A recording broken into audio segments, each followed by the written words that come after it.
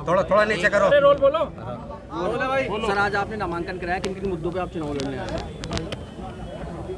सबसे बड़ा जो इस मुल्क का मुद्दा आज की तारीख में है वो है संविधान बचाने की, संविधान की रक्षा करने की।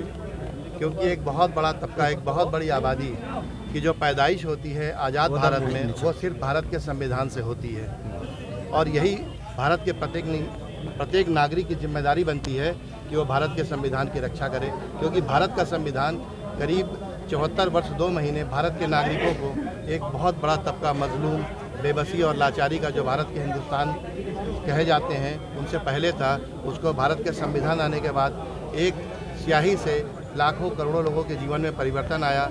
सबसे बड़ी ज़रूरत आज है भारत के संविधान की रक्षा करने की। और मैं आप लोगों के माध्यम से एक बात ये भी कहना चाहता हूँ कि भारत के संविधान है तो लोकतंत्र है, और भारत का संविधान जब खत्म होगा तो भारत का लोकतंत्र खत्म हो जाएगा।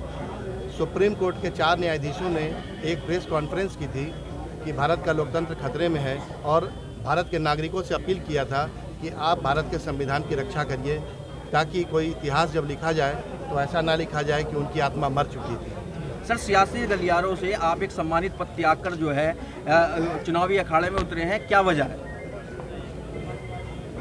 शिक्षा का मतलब मात्र रोजगार नहीं होता, रोजी रोटी नहीं होती, मान सम्मान भी होता है। और जिसका समाज पीड़ित हो, दौरान न्यायिक कार्य मैंने पाया एक बहुत बड़ा तबका, एक बहुत बड़ी आबादी कानून के शिकंजे में फंसी हुई है, और सामाजिक न्याय के जो मूल सिद्धांत हैं उसके विपरीत वर्तमान सरकारें काम कर रही हैं, जिसमें हम लोगों ने चूँकि संविधान का फल चखा है, इसलिए हम लोगों की बड़ी जिम्मेदारी बनती है कि उसकी हम लोग रक्षा करें। इसलिए उनके अधिकारों और हक हकूक़ की बात करने के लिए हम जैसे लोगों को आगे आना होगा। और मैं भारत के प्रत्येक शिक्षित व्यक्ति से ये बात कहना चाहता हूँ जो किसी भी सेवा में, किसी भी स्तर पे है, किसी भी पद पर है, आसीन है, उसकी नैतिक जिम्मेदारी है कि वो भारत के संविधान की रक्षा करे।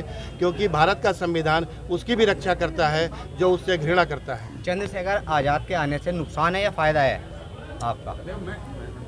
चंद्रशेखर आज़ाद, चूँकि बात आप लोग कर रहे हैं, अभी पीछे भी एक पत्रकार साथी कर रहे थे बात, तो मुझे लगता है कि गठबंधन ही असली, और गठबंधन से ही जो जुल्मी सरकार है उनका मुकाबला किया जा सकता है। कोई भी निर्दलीय प्रत्याशी या किसी भी तरह का कोई भी दल का नेता अकेले लड़कर कोई भी चुनाव इस मुल्क का आज की तारीख में नहीं जीत सकता। सर, एक सवाल मेरा भी, आप बहुत कम समय में, चूँकि अभी आप राजनीति में आए हैं, बहुत कम समय में इतनी लोकप्रियता हासिल कर ली है, इसकी क्या वजह है? यह है कि भारत का संविधान जो डॉक्टर भीमराव अंबेडकर के द्वारा लिखा गया है उसकी हम लोग उपज हैं, उन विचारों के साथ हम लोग अडिग हैं।